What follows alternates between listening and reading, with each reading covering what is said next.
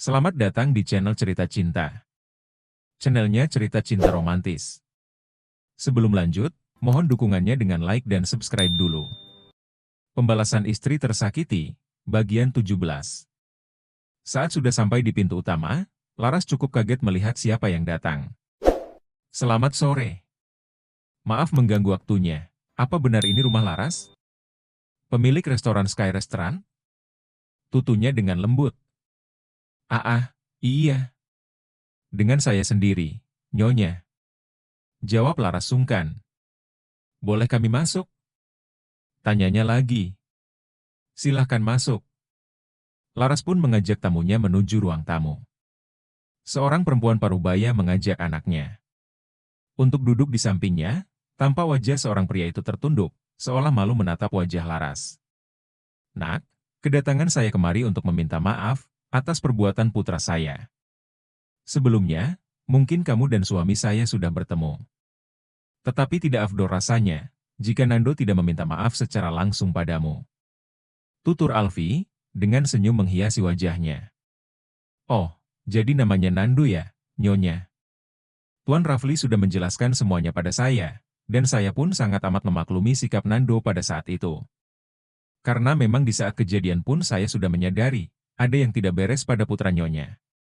Mungkin, cita rasa makanan yang dihidangkan, mengingatkannya pada seseorang. Dan seseorang itu sangat spesial, sehingga sulit untuk melupakannya. Ucap Laras panjang lebar. Iya, kau benar. Aku minta maaf sebesar-besarnya, aku tidak bisa mengendalikan emosiku saat itu. Karena saat menyantap hidangan makanannya, pikiranku hanya tertuju pada berlian. Dan berlian yang kumaksud itu bukan perhiasan, melainkan nama seorang wanita yang sudah mengisi hidupku. Ucap Nando, tanpa mengangkat kepalanya. Sontak Laras tertawa kecil, saat mendengar ucapan Nando.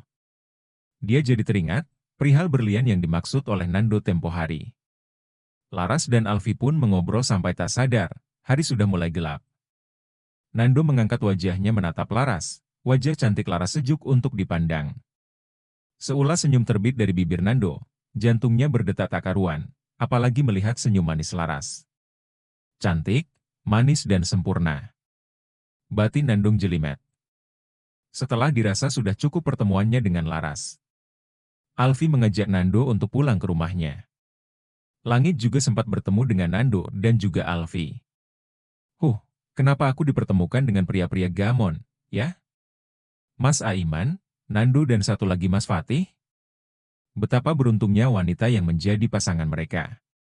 Para pria itu mencintai dengan begitu besarnya, sampai gila karena ditinggalkannya.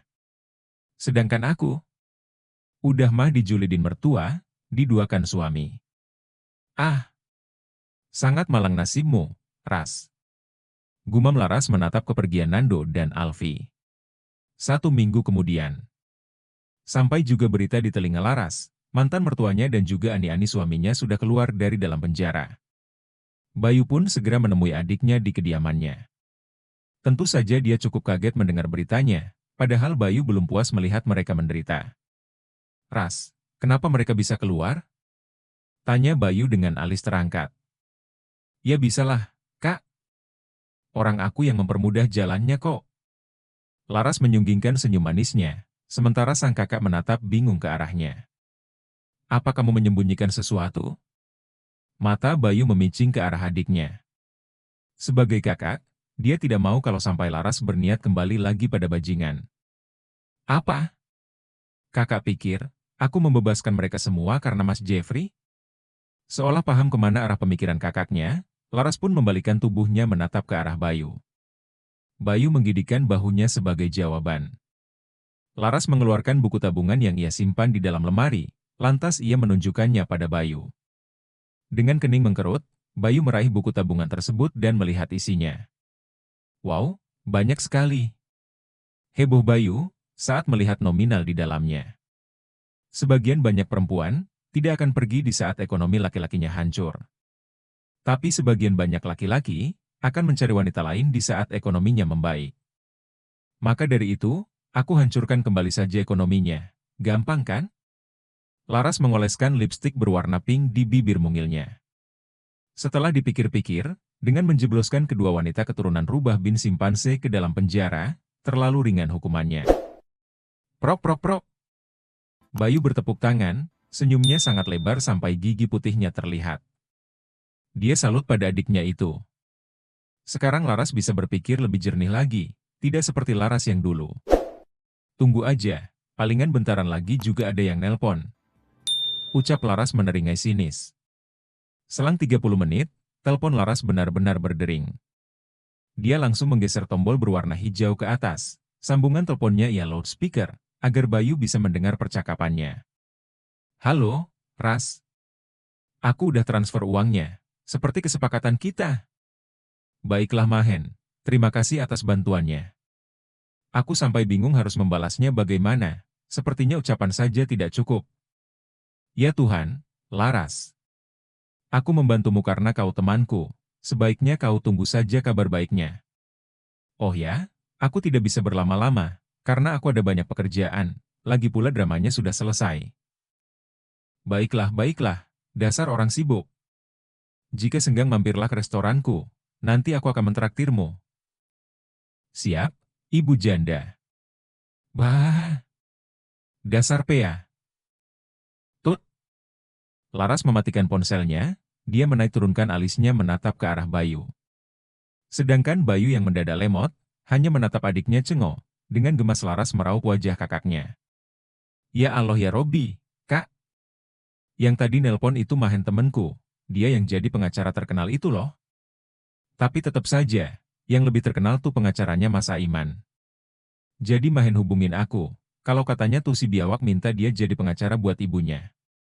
Aku ceritain lah kenapa ibunya bisa masuk penjara. Tahu gak, dengan sangat murah hati Mahen membantuku, dia dan aku bekerja sama. Aku biarin aja mereka lepas, tetapi dengan imbalan, si biawak harus bayar mahal. Dengar-dengar dia tuh minjem ke bank. Kalau dia gak bisa bayar pinjamannya ke bank, berarti? Tutur Laras. Kan dia kerja, ya pasti bisa bayar lah. Timpal Bayu. Orang dia ketahuan korupsi kok, mana mau perusahaan nampung orang maruk. Jawab Laras dengan santainya. Hah? Yang bener aja, kamu tahu dari mana? Tanya Bayu kaget. Dua orang yang dizalimi, pasti didengar oleh Allah. Setelah semuanya terbongkar, dengan adilnya Allah membukakan jalan untuk aku. Banyak orang baik yang datang, mempermudah aku untuk memberikan mereka pelajaran, lihat saja nanti. Sebenarnya, hati kecil aku melarang untuk memberikan mereka pelajaran, sampai menjual semua aset yang mereka punya. Ya, meskipun aku tidak kekurangan uang untuk saat ini. Terkadang, kita harus bisa lebih tega, untuk bisa menyadarkan orang yang tengah berada di jalan yang salah. Ucap Laras panjang lebar. Laras tetaplah Laras yang berhati lembut. Rasa sakit, membuatnya mengubah kelembutan itu menjadi sebuah keberanian. Bayu mengusap lengan adiknya, sejauh ini Laras sudah berada di jalur yang tepat. Laras mengantarkan Langit menuju sekolahnya, sebelum ia pergi ke restoran. Langit dititipkan kepada gurunya, selaku penanggung jawab siswa. Jika orang tua tidak bisa menemani anaknya. Sebelumnya, Laras juga sudah memberitahukan pada pihak sekolah. Jika bukan dirinya yang menjemput putranya, maka siapapun tidak ada yang boleh membawanya. Langit, ibu kerja dulu ya, nak. Semangat belajarnya. Laras mengepalkan tangannya, dan mengangkatnya ke udara. Dia selalu berusaha menyemangati putranya, dan tetap memperlihatkan wajah bahagia. Ibu juga semangat ya, kalau capek harus berhenti. I love you ibu. Langit memberikan sebuah kecupan di kedua pipi Laras. Langit pun berjalan masuk ke dalam kelasnya. Ada rasa haru melihat perkembangan Langit, yang sudah mulai jarang kambuh lagi asmanya. Putranya juga terlihat lebih berisi daripada sebelumnya. Untuk saat ini, keinginan Laras hanya membahagiakan putranya. Dan mewujudkan semua cita-citanya, yaitu menyekolahkan Langit sampai ke perguruan tinggi. Laras kembali masuk ke dalam mobilnya. Seperti biasanya, ia akan pergi ke restoran mengecek perkembangan usahanya, baik di pusat maupun cabang. Beruntungnya Laras dikelilingi oleh orang-orang baik. Meli yang ia percaya sebagai manajer pun tak kalah baiknya. Dia selalu mendukung Laras, dan juga membantunya mengembangkan usahanya sendiri. Selamat pagi, Bu. Sapa karyawan begitu Laras masuk. Selamat pagi, jawab Laras dengan senyumannya yang manis. Seperti biasanya, Laras duduk di singgasananya, membuka laptop dan memeriksa semua pekerjaannya. Siang hari, Laras keluar dari dalam ruangannya. Ia mengajak Melly melihat sekeliling restoran pusat. Laras ingin menambahkan sesuatu yang unik dengan menggunakan lahan yang masih cukup luas di sekitar restoran. Mel, menurutmu bagusnya dibuat apa ya? Tanya Laras. Kalau menurut saya sih, lebih baik dibikin taman bermain gitu buat anak-anak, Bu. Biasanya banyak pengunjung yang sengaja datang ke sini membawa keluarganya. Sebagian banyak dari mereka yang sudah berkeluarga atau memiliki anak kecil. Belajar dari masalah kemarin, yang mana ada kekacauan anak kecil tidak perlu melihatnya. Ya, lebih tepatnya bagi pengunjung yang datang dari jauh. Setelah makan, mereka bisa membiarkan anaknya bermain di sini. Jawab Melly, mengutarakan pendapatnya.